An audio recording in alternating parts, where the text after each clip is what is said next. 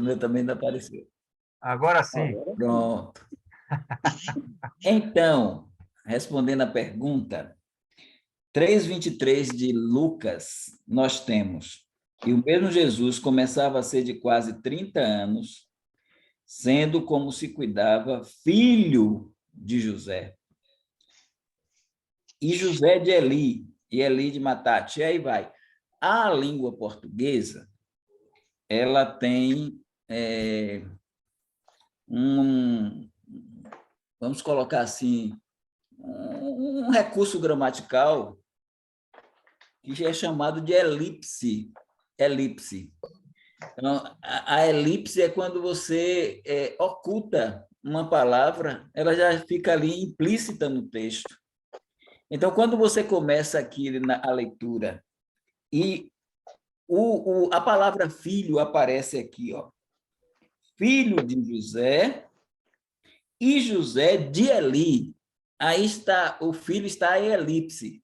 José de Eli, e aí vai no restante, pelo menos na minha versão aqui, corrigida, fiel, eu tenho filho de José, a palavra filho só no verso 23.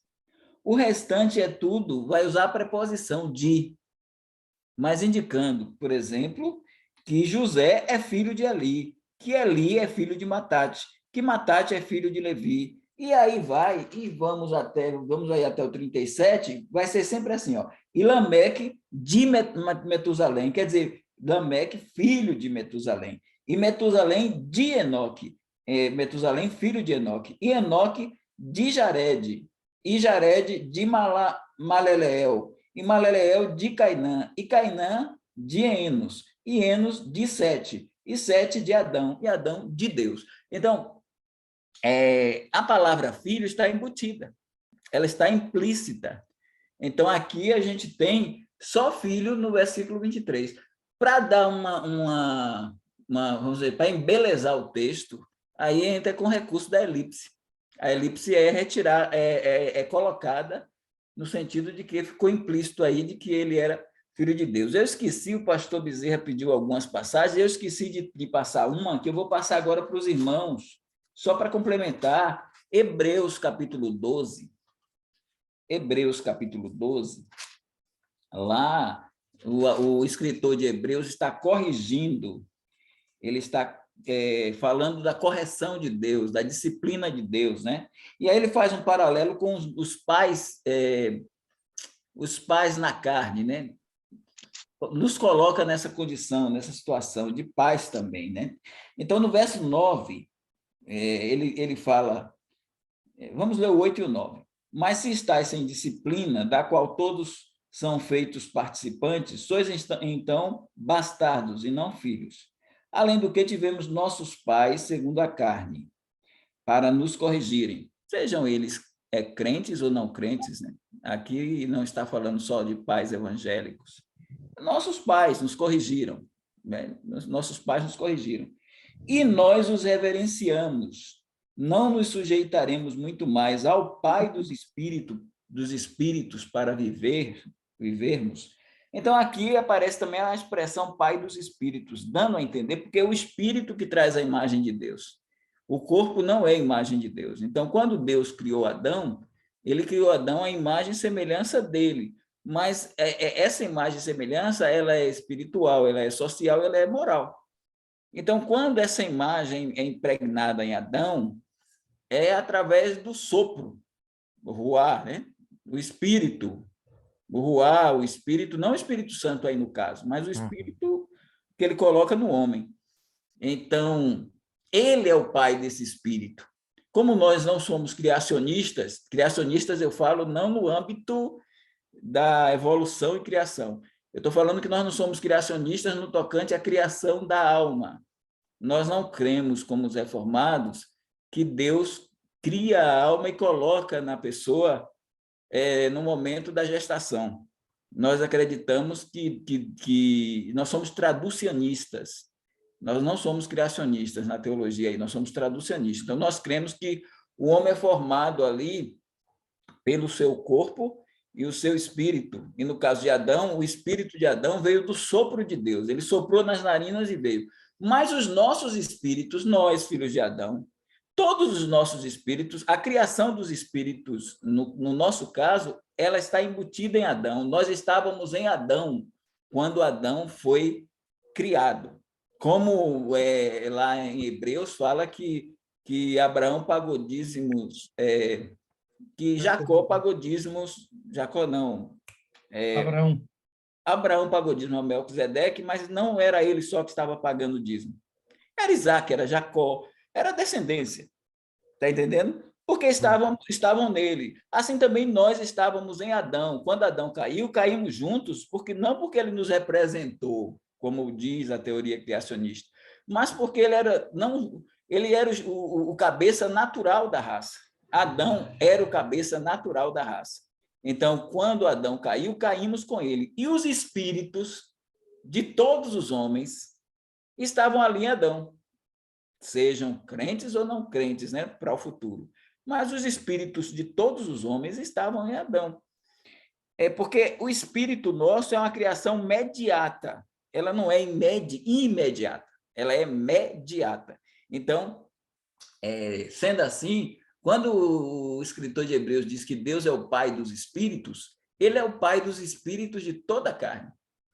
Essa paternidade de que eu estou falando, a paternidade biológica, oriunda dessa imagem de Deus natural, terrena, como a irmã Cristina leu lá em 1 Coríntios 15, que assim como trouxemos a imagem do terreno, também traremos a imagem do celestial. Então, ali faz um paralelo em 15, de 44 a 49, faz um paralelo entre os dois Adões.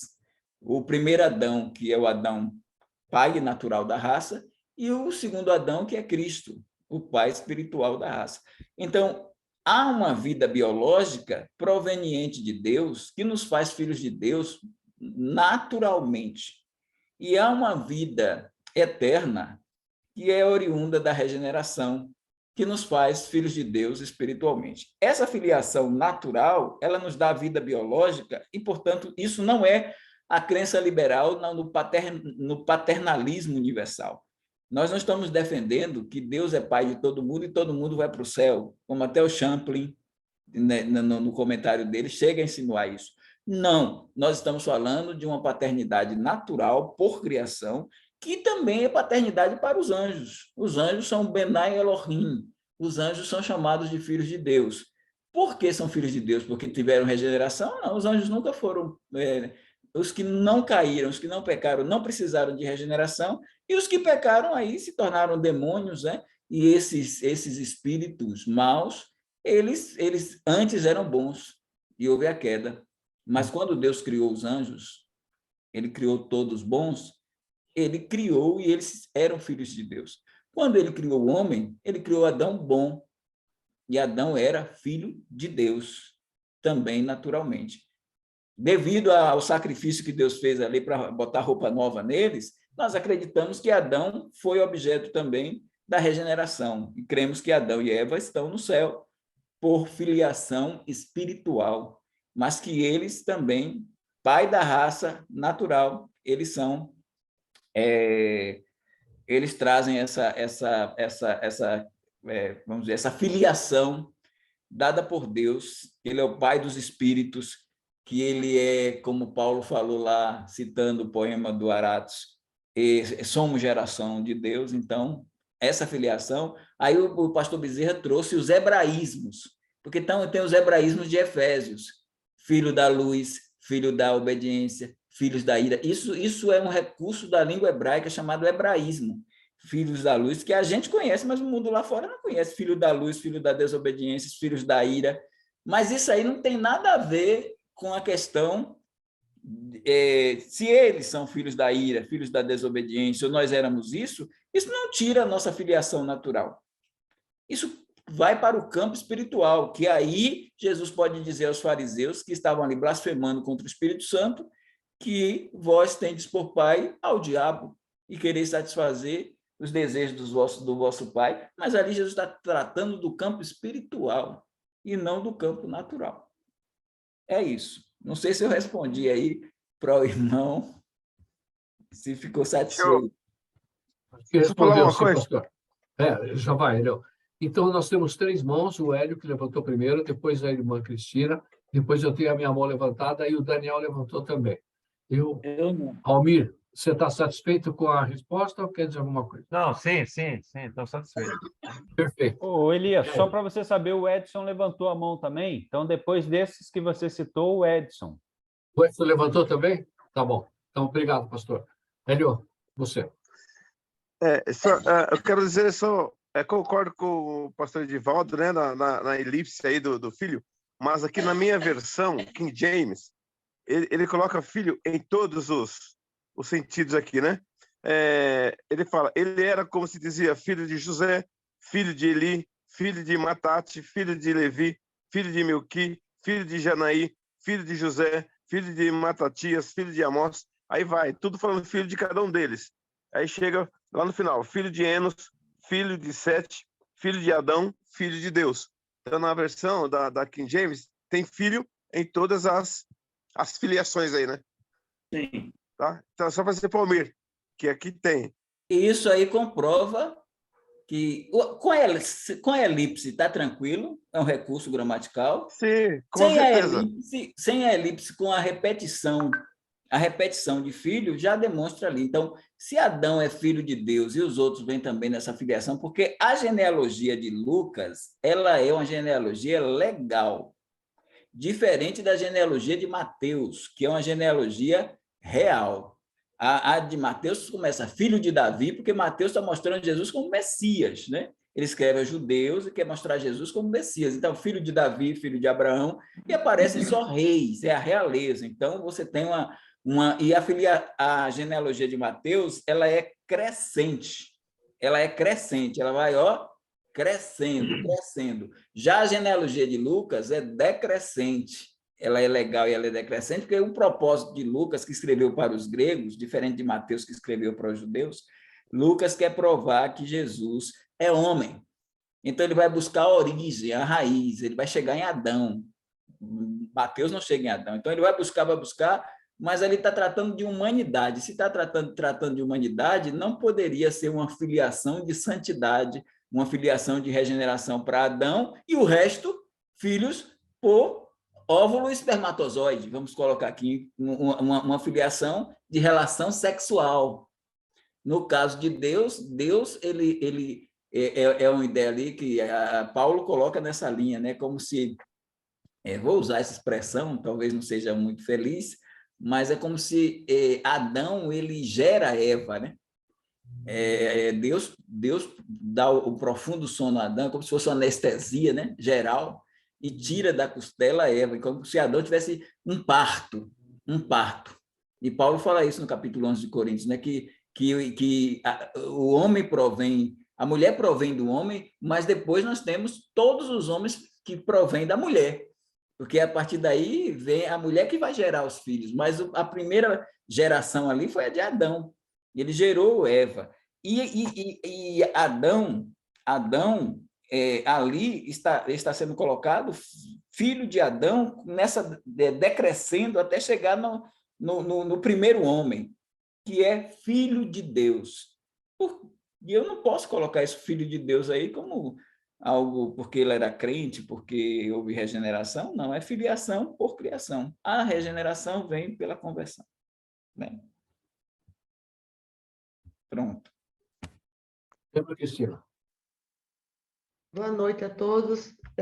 Desculpe se a minha pergunta for tola, mas me vem Marcos 16, né? 16:15, e disse-lhes: ide por todo o mundo e pregai o evangelho a toda criatura. Sempre ouvimos isso. Ide pregar o evangelho a toda criatura. Por que toda criatura? Foi traduzido errado. Eu até pesquisei vários lugares, o filho, no Strong, onde apareceu o termo os filhos, e são bem diferentes em vários lugares, né? E por que aqui foi toda criatura? Desculpa a minha pergunta, que se for tola, mas a gente não pode dormir com dúvida. Não, irmã, é uma pergunta muito interessante. A Bíblia, ela é completa, né? Então, nós não podemos separar determinados termos de outros. Então, quando nós temos aí, ide por todo mundo, pregar o evangelho a toda criatura, criatura aí são os homens, todas as pessoas. Ide por todo mundo, pregar o evangelho a todas as pessoas. Então, o fato de todos serem filhos de Deus por criação não desmerece a ideia de que essa criação pode ser chamada de criatura. Então, a criação de Deus pode ser chamada de criatura, sem problema. Mas essa criatura, saindo das mãos de Deus, e Deus dando sopro e colocando o Espírito nelas, ele está colocando o Espírito e ele é pai dos espíritos. Sendo assim, essa criatura é filha de Deus, no sentido criativo.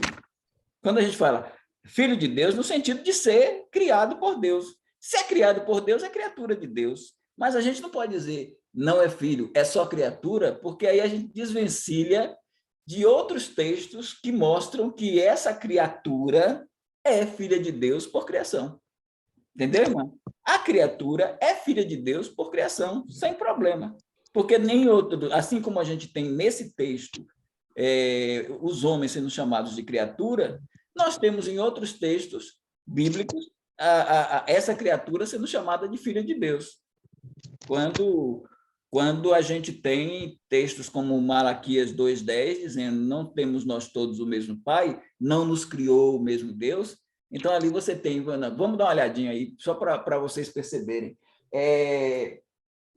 Malaquias, capítulo 2, versículo 10, e aí a gente coloca aqui, não tem como dizer que aqui, claro, é o povo de Israel, mas você não pode dizer que aqui é somente crentes, é somente salvos.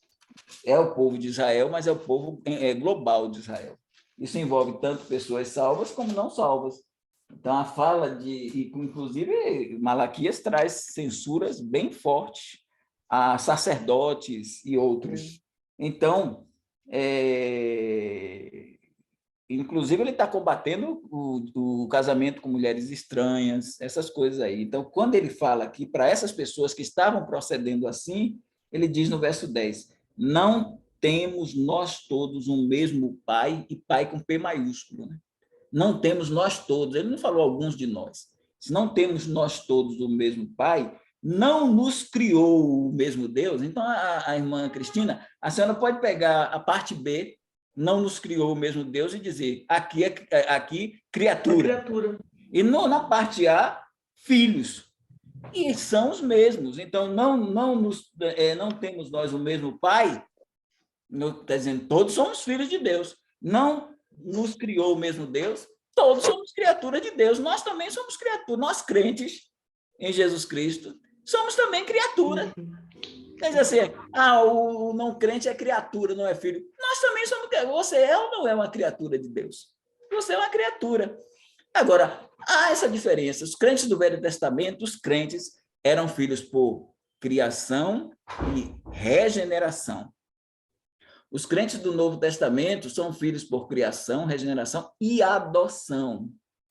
Essa adoção, pastor, aí eu vou tomar, irmã Elias, um tempinho, que hoje a gente pode ficar só nas respostas mesmo. Então, assim, é bom a gente avaliar essa questão da adoção, que é a doutrina de Paulo. Então, quando você pega aqui, por exemplo, essa adoção vai dar direito àquele livro da herança lá. Então, quando você abre aqui, por exemplo, em Romanos, capítulo 8, e esse capítulo 8 é importante no que eu vou falar aqui, e o apóstolo Paulo vai trabalhar a doutrina da adoção, porque a adoção é a ideia do filho, o filho que tem direito à herança porque ele é maior de idade. A expressão é huios, filhos. Enquanto os crentes do Velho Testamento eram menores de idade. Se eles eram menores de idade, é porque eles ainda estavam debaixo de tutores. Eles estavam debaixo de aios. O aio está lá em Gálatas 3, né? Acho que é 3:21, que a lei nos serviu de aio. para conduzir a Cristo. Então, eles estavam debaixo da lei. A lei era o professor, era o pai da Gogos, para o pai Dion, que era o crente do Velho Testamento, era o pai Dion, era aquele que dependia de um tutor, de um condutor, e ele não tinha direito à herança ainda, porque ele era menor de idade. Quando a gente aceita Cristo no Novo Testamento, a partir de Atos 2, do nascimento da igreja, vem esse aperfeiçoamento. Vamos chamar de aperfeiçoamento, que é essa adoção. Então, quando você vem para capítulo 8 e lê os versículos de número Romanos 8, a partir do versículo de número 14, porque todos os que são guiados, veja que não é mais por aio, né? Todos os que são guiados pelo Espírito de Deus, esses são, aí vem a expressão filhos aqui, é ruiós, são filhos de Deus. Filhos de Deus em que sentido? Filhos de Deus não no sentido nem de regeneração aqui, é no sentido de adoção. Aí ele diz, porque não recebestes, ele está justificando, porque não recebestes o espírito de escravidão, para outra vez estardes em temor, mas recebestes o espírito de adoção de filhos, pelo qual clamamos, Abba, Pai. O mesmo espírito testifica com o nosso espírito que somos ruiós, filhos de Deus. E se nós somos filhos, logo somos herdeiros também. Herdeiros de Deus e co-herdeiros de Cristo. Se é certo que com ele padecemos, para que também com ele sejamos glorificados. Então, essa adoção, ela vai trazer uma redenção corporal, diferente da regeneração. Só para os irmãos entenderem, a regeneração traz a redenção espiritual. A regeneração ressuscita, porque regeneração é nascer de novo. Então, você foi ressuscitado com Cristo, você já está ressuscitado, mas a ressurreição que você tem é uma ressurreição espiritual. É aquela ressurreição que você nasceu de novo, mas isso atingiu o seu espírito. Você alcançou uma redenção que vem do Calvário.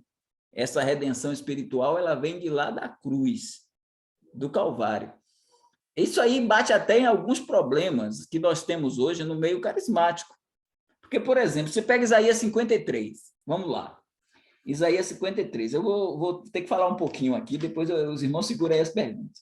Abram a Isaías 53, dá uma olhadinha em Isaías 53.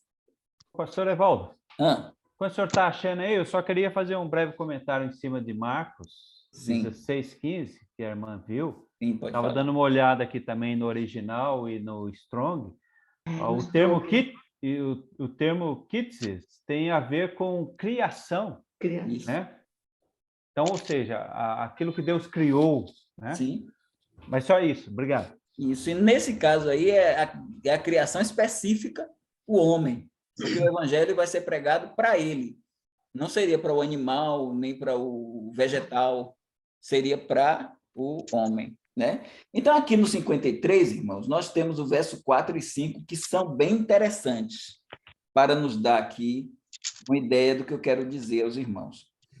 Verdadeiramente, ele tomou sobre si as nossas enfermidades e as nossas dores levou sobre si. Nós o reputamos por aflito, ferido de Deus e oprimido. Aqui nesse versículo, muitas pessoas, os carismáticos, pegam para dizer que Jesus já levou as nossas enfermidades, ele não pode adoecer e tal. Mas não, vocês vão entender bem isso aqui. Vamos explicar. Então, ele está falando aqui da redenção no Calvário? Não. Eu vou dizer não e sim. Não e sim. Para os irmãos vão entender o que é que eu quero dizer. Aí vamos para o 5. Mas ele foi ferido, aí agora a gente está no Calvário, certo? Quando diz ele levou sobre si as nossas enfermidades, pode ser Calvário, mas pode não ser Calvário. E eu vou explicar. Mas o 5 é certo que é o Calvário. E no 5 a gente tem a redenção da alma, que vem pela regeneração. Mas ele foi ferido pelas nossas transgressões, nossos pecados, e moído pelas nossas iniquidades, que são injustiças, pecados. O castigo que nos traz a paz estava sobre ele, e pelas suas pisaduras, ou as suas feridas, fomos sarados. Então, eu quero destacar uma diferença aqui. Sarados aqui tem a ver com a cura da alma. Aqui tem a ver com a redenção do Calvário. Curados aqui no verso 4, né, ele levou as nossas enfermidades, tem a ver com a cura do corpo. Agora, você vai olhar para esses dois versículos e, em primeira mão, uma redenção que vem do Calvário para nós no presente. Verso 5. Uma redenção que vem pela regeneração, pelo novo nascimento, pelo ser filho de Deus por regeneração, vem no verso 5, que é a cura da alma, a redenção da alma. No verso 4, a gente vai dividir em duas partes. Primeira parte, presente, não em nós aqui. Por isso os pentecostais estão errados. Mas presente no ministério messiânico de Jesus Cristo. Então, durante 3 anos e meio, isso aqui se cumpriu na vida de Jesus Cristo. Durante 3 anos e meio. Esse verso 4 se cumpriu na vida de Jesus Cristo. Vamos para o capítulo 8 de Mateus, que Mateus escreveu apresentando Jesus como Messias. Então, quando você vai para o capítulo 8, ele elencou alguns milagres de Cristo, nos capítulos 6, 7 e 8. E no capítulo 8, ele entra na casa da sogra de Pedro. Aí, no versículo 14 em diante, ele entra na casa, ela está com febre. Febre não é doença. Febre é indicação de que ela tinha algum problema de enfermidade no corpo. Então, vamos lá. Verso 14 em diante. Jesus entrando na casa de Pedro. Veja, ele está aqui na vida ministerial. Ele não está no Calvário. Ele está exercendo seu ministério na terra, de 3 anos e meio. E Jesus, entrando na casa de Pedro, viu a sogra deste jazendo com febre. Tocou-lhe na mão e a febre a deixou. E levantou-se e serviu-os. E chegada a tarde, trouxeram-lhe muitos endemoniados. E ele, com a sua palavra, expulsou deles os espíritos e curou todos os que estavam enfermos. Curou todos os que estavam enfermos. Aí ele bota, para que se cumprisse o que fora dito pelo profeta Isaías, que diz, ele tomou sobre si as nossas enfermidades e levou as nossas doenças. Isso tem a ver com o presente do ministério de Cristo. O nosso presente aqui é redenção espiritual, que o Pedro, cuja sogra foi curada, vai alertar sobre isso. Aí vocês vão abrir a carta de Pedro, a primeira carta, 1 Pedro. Veja que em todas as epístolas isso não é trabalhado como que Cristo levou as nossas enfermidades, mas aqui, ali foi verso 4. Quando você pega Pedro, aí vamos lá para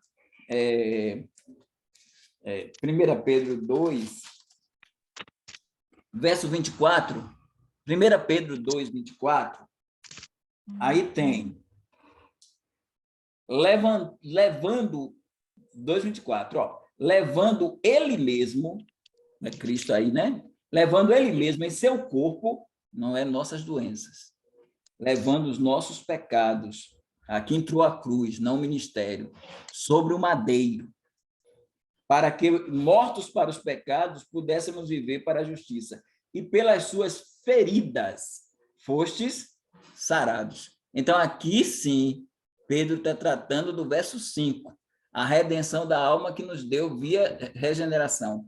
Mas eu vou dizer que o verso 4 também traz do Calvário a redenção do corpo. A redenção do corpo, irmãos, ela está... ela vem do Calvário, e aí os irmãos vão abrir o capítulo 8 de novo, que ele trata da adoção, Paulo, mas aí vocês vão ler agora o versículo 23.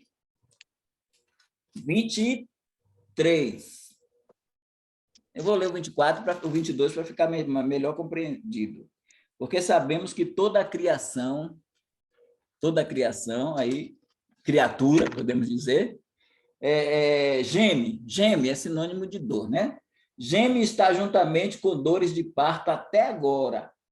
E não só ela, não só a criação, mas nós mesmos, nós crentes, que temos as primícias do Espírito, também gememos em nós mesmos, esperando a adoção, a saber, a redenção do nosso corpo. Então, tem duas redenções. Uma quando eu aceito a Cristo, que me torna filho de Deus por regeneração. Essa redenção vem do Calvário, Isaías 53, versículo 5, e me contempla, sarando a minha alma. Aí eu já estou ressuscitado, passei da morte para a vida, ressuscitei com Cristo. Mas tem um câncer no meu corpo, que tirei agora, que é natural, não é porque eu estou em pecado, mas é natural, como do irmão Edson, é natural porque nós estamos ainda nos nossos corpos. E aí, a adoção, que vai nos tornar herdeiros de Deus, para a gente se tornar herdeiro, para nós nos tornarmos, para a gente pegar aquele livro, e aquele livro, Testamento, a gente puder abrir o livro da herança e poder entrar na Nova Jerusalém, inaugurar a Nova Jerusalém, que vai descer do céu na nova terra, e também reinar no milênio. Para a gente alcançar isso, que se chama perfeição, para a gente alcançar essa perfeição, tem que acontecer 1 Coríntios, abra aí, 1 Coríntios 15. Tem que acontecer 1 Coríntios 15. Então, isso vem do Calvário, vem via adoção. Então, 1 Coríntios 15 vai falar do arrebatamento, né? E aí eu quero que os irmãos entendam uma coisa. Quem já morreu, já passa pelo processo de corruptibilidade. Então, a pessoa que morreu, ela não está livre do pecado. A pessoa crente não está livre do pecado. Ela está livre. Veja, entenda o que eu quero dizer. Viu? Existe a salvação da condenação do pecado, que é a salvação do inferno. Existe a salvação do poder do pecado, que ocorre agora pela santificação. E existe a salvação da presença do pecado. Então, quem morre com Cristo agora está livre da condenação do pecado, que é o inferno, está livre do poder do pecado, que agia aqui na terra, Romanos 6, e a gente, às vezes, a luta da carne contra o espírito, às vezes a gente vence, às vezes a gente perde, mas a gente, quando morre, está livre desses dois, mas não está livre da presença do pecado, porque nós não somos só espírito. O espírito, tudo bem, no céu não entra pecado, mas o corpo ficou segurado aqui, ou no mar, ou na terra, ele está segurado na sepultura. O pecado segurou, puxou o corpo e segurou na sepultura. E isso, livre disso, da presença do pecado, aí a gente tem santificação chamada forense, que é a santificação que nos salva, santificação progressiva, que é a que vem, a que nos salva vem do sangue de Cristo, a progressiva vem da Bíblia, cujo autor é o Espírito Santo, é a santificação. E tem a santificação final, completada, que é essa que vem daqui, ó. Então, as pessoas que morreram, crentes, elas estão no estado de putrefação do seu corpo, no estado de decomposição, elas estão lá na corruptibilidade. Elas precisam ser revestidas pela ressurreição da incorruptibilidade. E vocês e eu, nós que estamos vivos, nós não estamos em estado de corruptibilidade, nós estamos em estado de mortalidade. Então, nosso revestimento é diferente do dos mortos. O revestimento dos mortos é corruptível, ser revestido do incorruptível. E o revestimento dos vivos é mortal, ser revestido da imortalidade. Então, quem vai receber imortalidade no corpo, que é a adoção, somos nós que estamos vivos. Arrebatamento é agora, nós teremos uma transformação. Os mortos terão também uma transformação. Só que a transformação dos mortos é diferente. É corruptível, sendo incorruptível, então essa transformação é ressurreição. A transformação dos vivos é mortal, sendo imortal. Essa transformação é glorificação. Então, quando você lê 1 Coríntios, olha aí, do 51 em diante, ele diz: eis aqui vos digo um mistério. Na verdade, nem todos dormiremos, mas todos seremos transformados. Todos serão transformados, mas são transformações diferentes. Olha o que ele diz: no momento, no abrir e fechar de olhos, ante a última trombeta, porque a trombeta soará, e olha bem, e os mortos ressuscitarão, imortais? Não, ressuscitarão incorruptíveis, e nós seremos transformados. Aí ele vai explicar, porque convém que isto, a esse pronome demonstrativo, você vai substituir pela palavra corpo. Então, convém que o corpo, que é corruptível, do morto, se revista de incorruptibilidade, e que o corpo, isto que é mortal, se revista da imortalidade. E quando isto que é corruptível se revestir da incorruptibilidade, e isto que é mortal se revestir da imortalidade, então coisas diferentes, então cumprir-se a palavra que está escrita: tragada foi a morte na vitória. E aí, em Romanos 8, 20, que nós lemos, a adoção é essa redenção. Para esse filho maior de idade alcançar a herança. Isso se chama o quê? Aperfeiçoamento.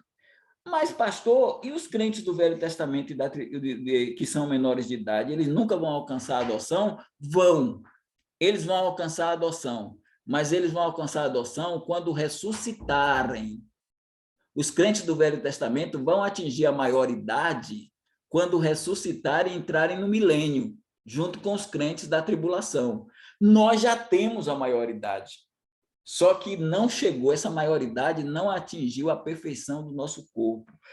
Deus fez um trabalho muito bom, Jesus Cristo fez. Quando ele subiu ao alto, ele levou cativo o cativeiro, deu dons aos homens, Efésios 4, de 8 a 10, e diz que ele colocou na igreja uns para pastores, apóstolos, profetas, pastores, visando o quê? O aperfeiçoamento dos santos. Visando o aperfeiçoamento. E esse aperfeiçoamento vem por essa imortalidade e incorruptibilidade para herança. Por isso que, em Hebreus, no capítulo 11, quando fala de todos eles, no capítulo 11, desses crentes do Velho Testamento que viveram pela fé, que morreram pela fé, que foram cerrados pela fé, que foram torturados pela fé, aí diz no verso de número 39, todos estes, Hebreus 11, 39, e todos estes, tendo tido testemunho pela fé, não alcançaram a promessa, provendo Deus alguma coisa melhor a nosso respeito, para que eles, sem nós, não fossem aperfeiçoados.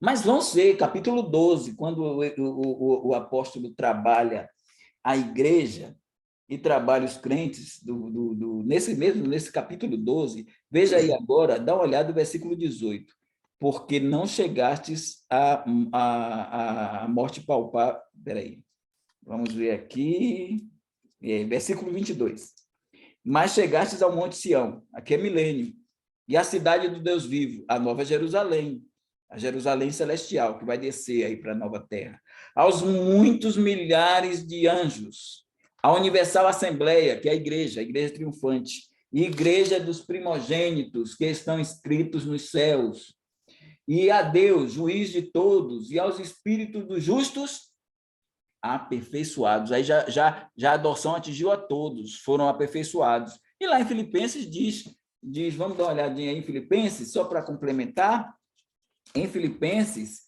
falando da igreja, que nós já temos a adoção, mas ainda não é por completo,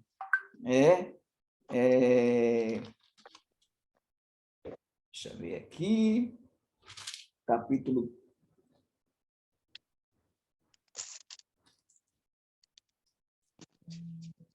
20, Filipenses,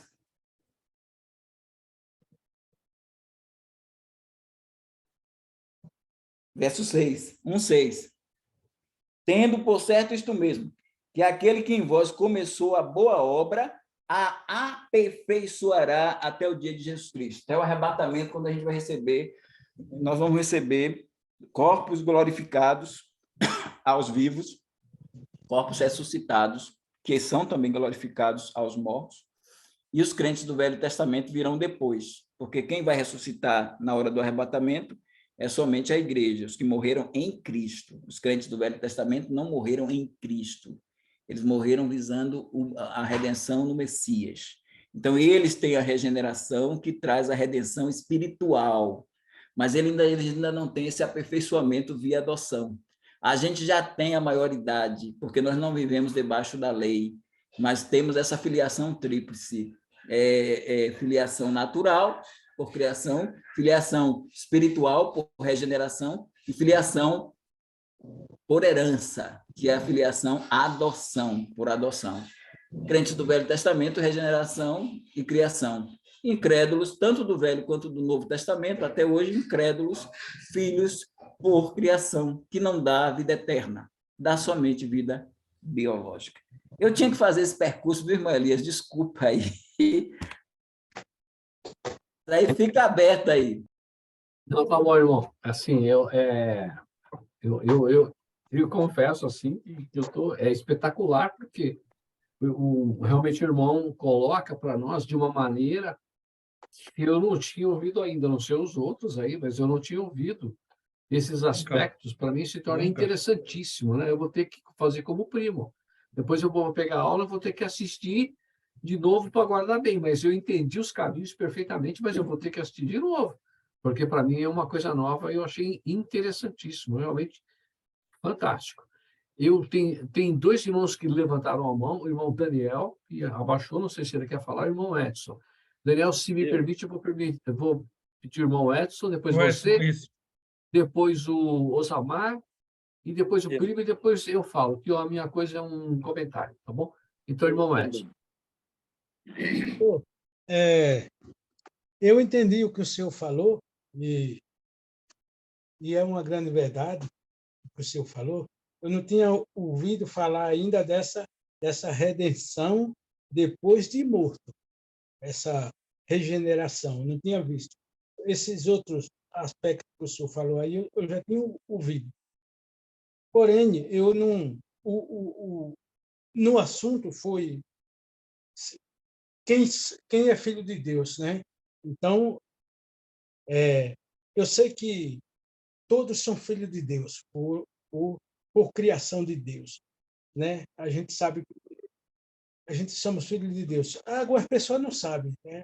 Que nem eu estava falando assim que eu queria saber o seguinte, a indagação era essa, que eu não posso falar que um ímpio é meu irmão.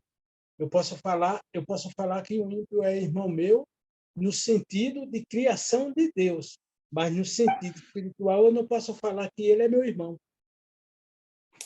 Eu estou certo ou estou errado? Eu estou certo? Certíssimo, irmão. É isso aí que a gente está pondo. Sim, eu sou irmão do ímpio da parte de Adão. Entendeu? Sim. Da parte de Adão. Claro, no que o senhor falou, o senhor foi bem claro e correto. Eu não tinha ouvido ainda essa palavra que o senhor falou, da regeneração depois de morto ainda. Uma regeneração.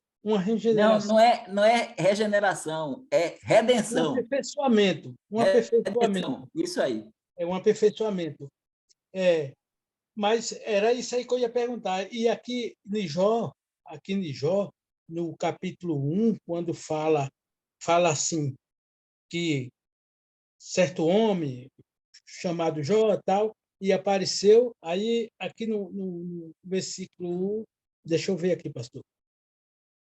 No versículo 6, eu vou ler o versículo 6 todo.